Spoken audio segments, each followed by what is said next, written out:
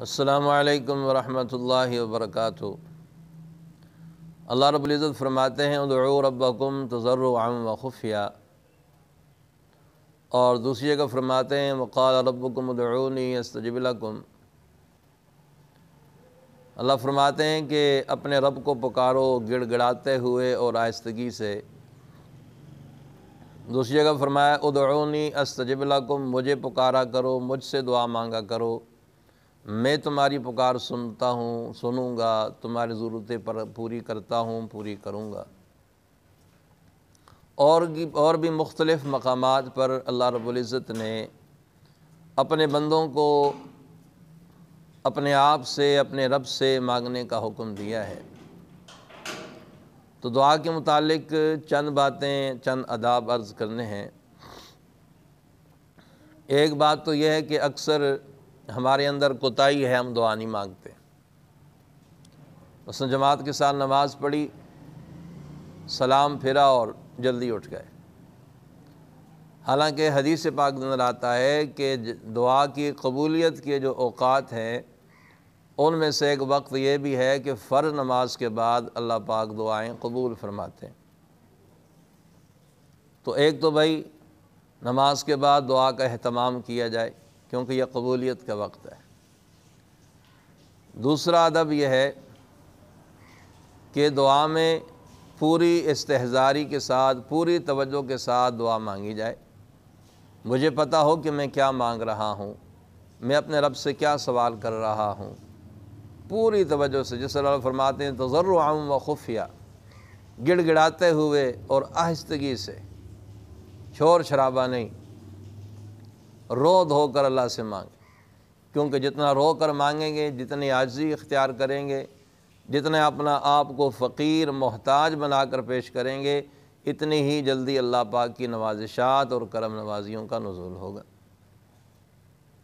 تیسرا ادب یہ ہے کہ دعا مانگنے میں سستی اور کوتاہی نہیں کرنی۔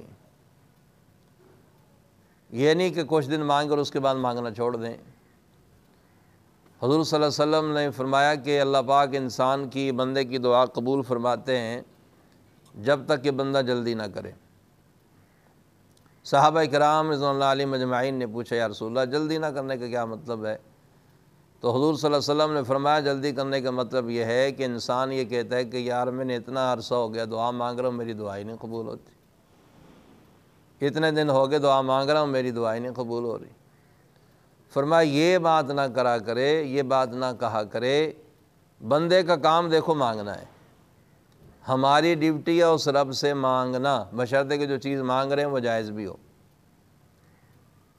اللہ پاک کی وہ ذمہ داری ہے قبول کرنا، اللہ پاک کا کام ہے قبول کرنا۔ تو ہم نے اپنا کام کرنا ہے، رب نے اپنا کام کرنا ہے۔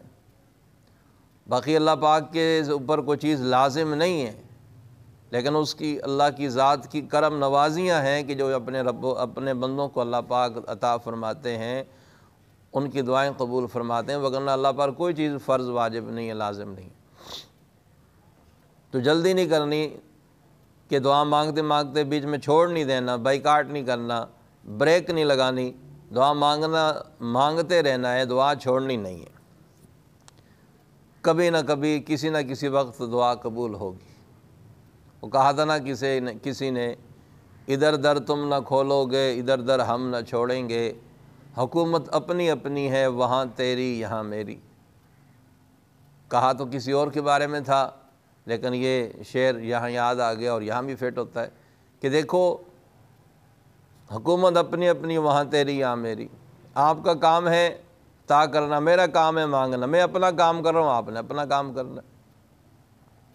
فقیر کی طرح دعا مانگنی چاہیے، جس طرح فقیر دروازے پہ دستک رہتا ہے، کھٹکھٹاتا رہتا ہے، آوازیں دے رہا ہوتا ہے، دعائیں دے رہا ہوتا ہے، اللہ تمہیں حج کرائے، اللہ تمہیں تیری پریشانیاں دور کرے، اللہ تمہیں مدینے لے جائے، اللہ تیرے بچوں کو زندگی دے، اللہ تیرے بیٹے کو زندگی دے، جو اس کے منہ میں آتا ہے دعائیں دیتا ہے۔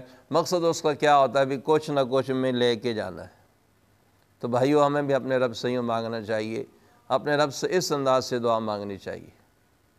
تو اس لیے دعا مانگنے میں کوتاہی نہیں کرنی، دعا چھوڑنی نہیں ہے۔ اور چوتھا ادب یہ ہے جو سب سے اہم ہے کہ پورے اخلاص کے ساتھ، اس یقین کے ساتھ کہ میرا رب میری دعائیں سنتا ہے، میرا رب میری فریاد سنتا ہے، وہ فریاد رس ہے، وہ مشکل کشا ہے، وہ حاجت روا ہے، میں رب سے جو مانگ رہا ہوں میرا رب وہ دینے پر قادر ہے۔ باقی ایک بات یہ بھی ذہن میں رکھیں کہ اللہ پاک انسان کی دعاؤں کو رد نہیں فرماتے، بندے کی دعا کسی نہ کسی کھاتے میں ضرور پڑتی ہے۔ بس اوقات یہ ہوتا ہے کہ ہم جو مانگ رہے ہیں اللہ پاک ہمیں عطا فرما دیتے ہیں، تو یہ بھی قبولیت کی ایک شرط ایک شک ہے۔ اور کبھی یوں بھی ہوتا ہے کہ اللہ رب العزت اس سے بہتر چیز عطا فرما دیتے ہیں، اور کبھی یوں بھی ہوتا ہے کہ اس دعا کی برکت سے اللہ پاک ہم سے آنے والے کوئی مصیبت ٹال دیتے ہیں۔ کبھی دیکھا نہیں کہ ایسا حادثہ ہوتا ہے، کوئی ایسا سانحہ ہو جاتا ہے، دیکھنے والے تو یوں محسوس کرتے ہیں کہ یہاں تو کچھ بھی نہیں رہا، یہاں تو سب کچھ ختم ہو گیا ہوگا، لیکن ہم دیکھتے ہیں کہ وہ انسان اسے صحیح سالم باہر نکل آتے ہیں۔ تو یہ بھی کوئی دعا اور کوئی صدقہ کیا ہوا، کوئی دعا مانگی ہوئی اس کے کام آ جاتی ہے۔ اور ایک شکل یہ بھی ہوتی ہے کہ وہ دعا اللہ پاک کو اتنی پسند آتی ہے کہ اس دعا کی برکت سے اللہ رب العزت کل انسان کی میدان محشر میں مغفرت فرمائیں گے، یعنی وہ دعا آخرت کے لیے ذخیرہ کر دی جاتی ہے۔ تو بھائیو، بندوں کا کام مانگنا ہے، بندے کا کام اپنے رب سے سوال کرنا ہے، اس کے در پہ پڑے رہنا ہے، اسی کے در کا سوالی بننا ہے کہ یا اللہ آپ ہی عطا کرنے والے ہیں، آپ ہی فریادیوں کی فریاد سننے والے ہیں، آپ ہی مجبوروں کی داد رسی کرنے والے ہیں، آپ ہی مظلوموں کا ساتھ دینے والے ہیں۔ الہی تیرے علاوہ میرا کوئی فریاد رس نہیں، تیرے علاوہ میرا کوئی مشکل کشا نہیں، میرا کوئی حاجت روا نہیں، تیرا بندہ ہوں، تیرے در پہ پڑا ہوں۔ وہ کہا کسی نے کہ کس سے مانگے کہاں جائیں کس سے کہیں، تیرے بندوں کا تیرے سوا کون ہے، سب کو دیتا، سب کا داتا ہے تو، سب کو دیتا ہے تو، اللہ اللہ اللہ، سب کا داتا ہے تو، سب کو دیتا ہے تو، اور دنیا میں حاجت روا کون ہے۔ تو حقیقت یہ ہے کہ ہم اپنے رب سے مانگنے والے بن جائیں، اور یہ بھی یاد رکھیں پانچواں اور آخری ادب، ویسے تو بہت ساری باتیں ہیں لیکن بات لمبی ہو جاتی ہے، اس لیے مختصر ویڈیو ریکارڈ کرنا ایک مقصد ہوتا ہے۔ تو پانچواں ادب یہ ہے اللہ اکبر کبیرہ کہ میرے عزیزو، اپنے رب سے یہ فریاد کرتے وقت یہی آس اور امید رکھنا، یا اللہ تیرے علاوہ میری کوئی سننے والا نہیں، تیرے علاوہ میرا کوئی در نہیں جس در پہ میں جاؤں، ایک تیرا ہی دروازہ ہے۔ الہی میری دعاؤں کو قبول فرما، میری آرزوؤں کو پورا فرما، میری حاجتوں کو پورا فرما۔ اللہ رب العزت مجھے اور آپ سب کو ان آداب کے ساتھ اپنے رب سے مانگنے کی اور دعا کرنے کی توفیق عطا فرمائے۔